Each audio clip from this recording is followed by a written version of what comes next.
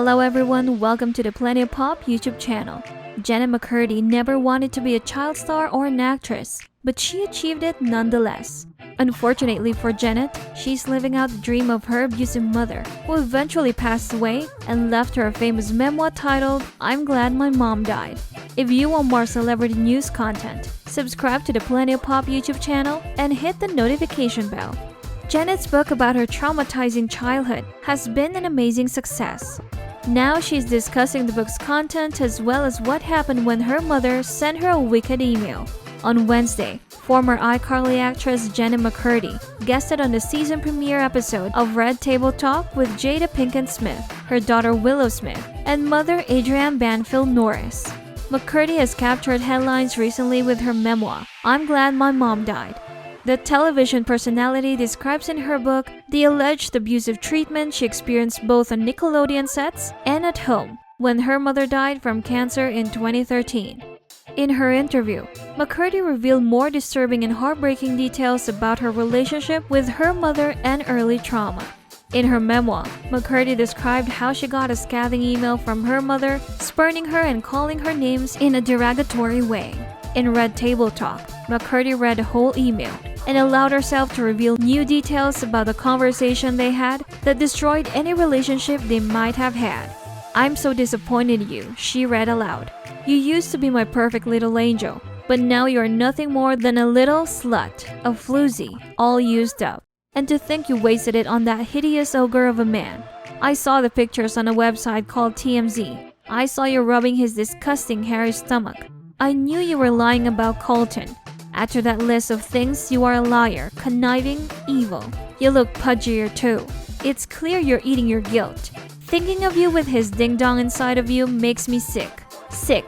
I raised you better than this. What happened to my good little girl?" Jennette McCurdy is standing her ground as a victim.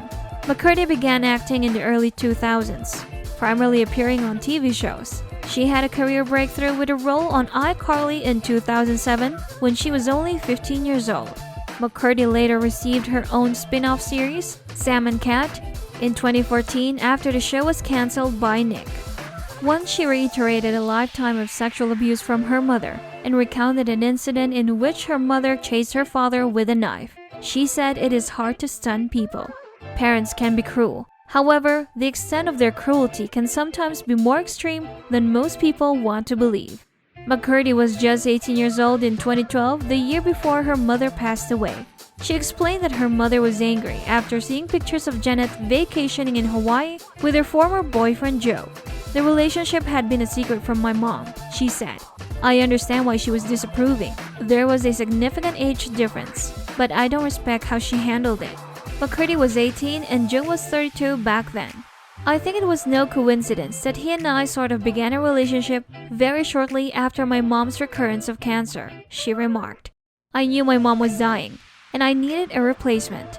But something I am grateful for in that relationship is that I was hearing for the first time how unhealthy my mom was.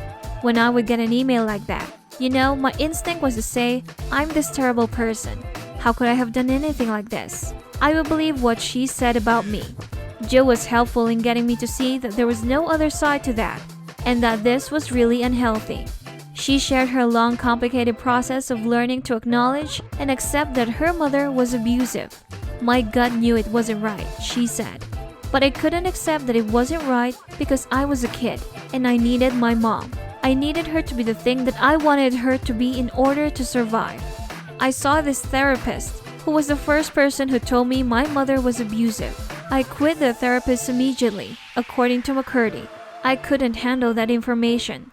Like, oh no, I can't go anywhere near that." And then when I eventually went back to therapy, maybe a year later, after even hearing the word abuse, and then just piecing things together, it felt like I was finally making contact with reality and not living in the necessary delusion of my childhood. In the email, Deb accused her, "It's clear you're eating your guilt." McCurdy's mother was the one who instigated her years of disordered eating. Jennette finally found freedom from the cycle when Deb ended the body shaming. The email touted Jennette as an ugly monster. The email, which tells Jennette that she's no longer her mother's daughter, ended with a request. her mother wanted to buy her a new refrigerator as her current one had been broken. McCurdy has previously mentioned how her mom could call her vagina a front butt during school-mandated private genital exams. These exams taking place in the shower continued until Jennette was 17. Everything I said was prefaced with the disclaimer of, "Well, this happened, but my mom meant nothing by this," according to her. "I couldn't just say the truth to my therapist. There was a disclaimer and protection and guards around every single thing that I said. And at one point, my therapist said to me, 'You don't need to defend her every single time you bring her up.' And that opened the floodgates." McCurdy said that this was also the revelation that made her recognize that she needed to quit acting. "I didn't feel like I had any semblance of my own identity," McCurdy said. "Confronting that was horrifying. I didn't know where to start. I knew, okay, I'm probably going to need to step away from acting because I don't enjoy this. But how am I supposed to do that when this is the thing that my mom wanted me to be?"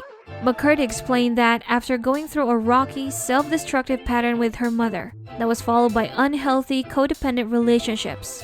Her pattern was codependent and entangled with her mother, which made it hard for her to create healthy relationships with other people. She would often find herself in unhealthy relationships because she felt like that's what she brought to the table.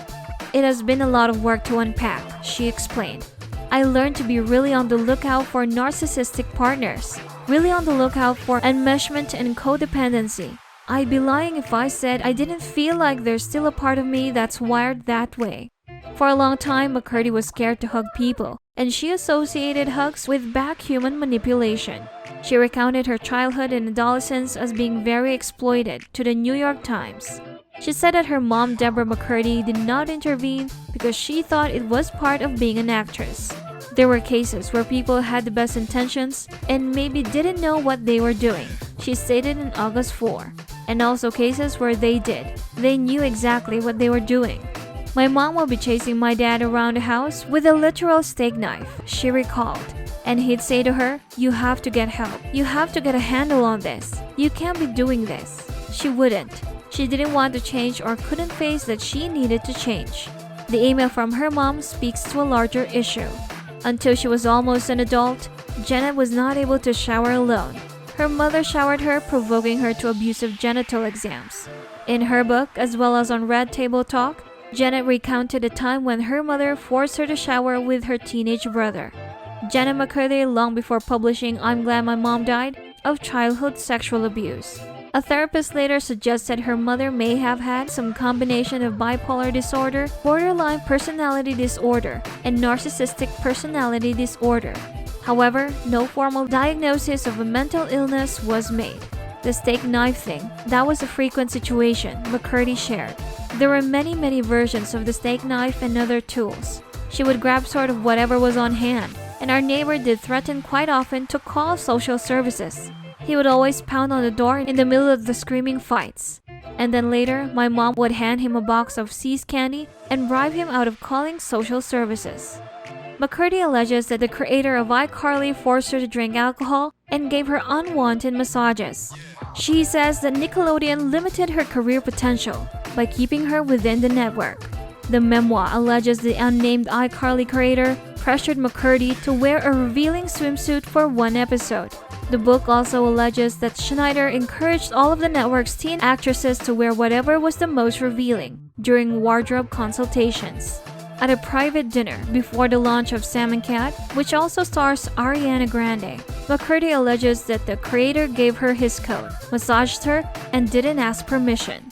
"My shoulders do have a lot of knots in them, but I don't want the creator to be the one rubbing them out," McCurdy wrote. "I want to say something, to tell him to stop, but I'm so scared of offending him." After hearing of the show's cancellation, McCurdy explains that she was offered $300,000 with the condition that she never talk publicly about her experience on it. "What the F? Nickelodeon is offering me $300,000 in hush money to not talk publicly about my experience on the show," she further wrote. "My personal experience of the creator's abuse? This is a network with shows made for children. Shouldn't they have some sort of moral compass?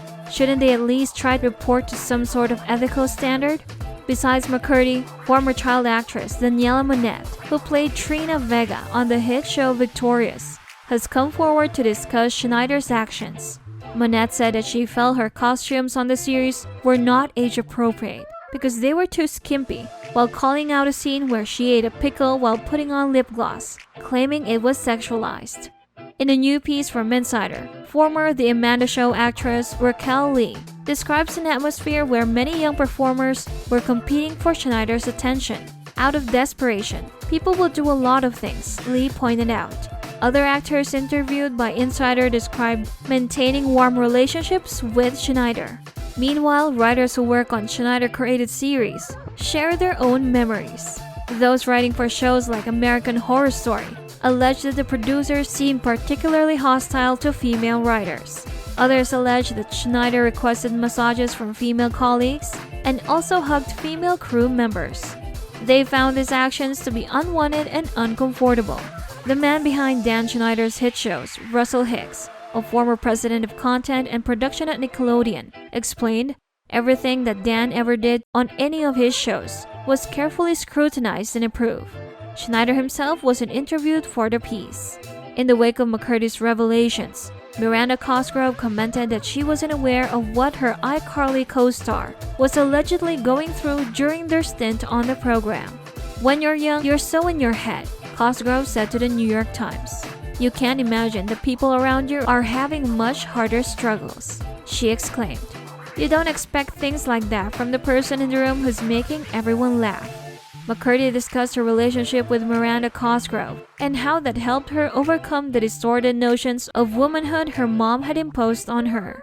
"I'm very grateful for that friendship. It did provide me a lot of comfort in those really challenging years," according to her. "My relationship with Miranda was hugely healing to my concept of women. My mom was also saying, men will never really know you, and they'll hurt you. But women will know you deeply, and then they'll hurt you. You tell me which is worse." That's it for this video, Plenty of Pop fan. Remember to subscribe to our channel for all the latest celebrity news and gossip. It's like candy you can't stop eating. We'll cover what celebrities are wearing, who's dating who, and not dating anymore. It's hard to keep up with the recent happenings in their lives, so we'll satisfy your gossip fix daily. Comment below if there's a celebrity in particular you want us to cover or a juicy news tip you'd like to share.